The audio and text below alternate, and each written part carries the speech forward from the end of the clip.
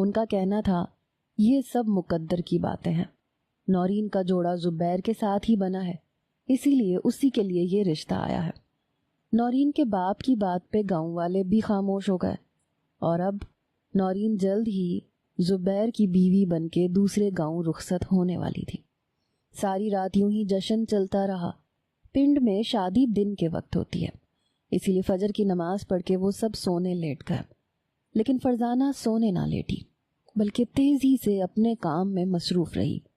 نورین نے بہن کو جاگتے دیکھا تو کہنے لگی بات جی 1-2 گھنٹے کی نیند لے لو، پھر تو کام کاج میں ہی مصروف رہنا ہے۔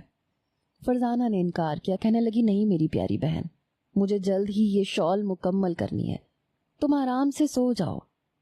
وہ سب سے الگ تھلگ ایک کونے میں بیٹھ کے کڑھائی کرتی رہی۔ فرزانہ کو بچپن سے ہی کڑھائی کا بہت شوق تھا۔ وہ اکثر اوقات گاؤں کے کسی نہ کسی درخت کے نیچے اکیلے بیٹھی کڑھائی کا کام کرتی رہتی تھی۔ اس کے ہاتھ کی چیزیں شہر میں کچھ لوگ لے جا کے فروخت بھی کرتے تھے، جس سے وہ پیسے بھی کما لیا کرتی تھی۔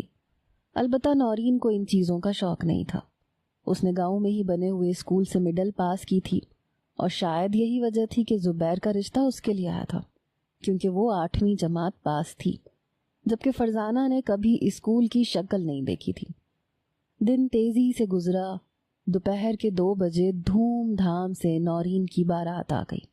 نکاح کی تقریب مکمل ہوئی اور نورین کی رخصتی کا وقت آیا تو فرزانہ بہن کے گلے لگ کے خوب روئی، اور پھر اپنے ہاتھ سے بنی ہوئی شال اس نے نورین کے کندھوں پہ ڈالی اور اسے اپنی دعاؤں کے سائے میں رخصت کر دیا۔ بہن اور ماں کی محبت سمیٹتے نورین اپنے پیا کے گھر پہنچ گئی، جہاں اس کے شوہر زبیر نے بہت محبت سے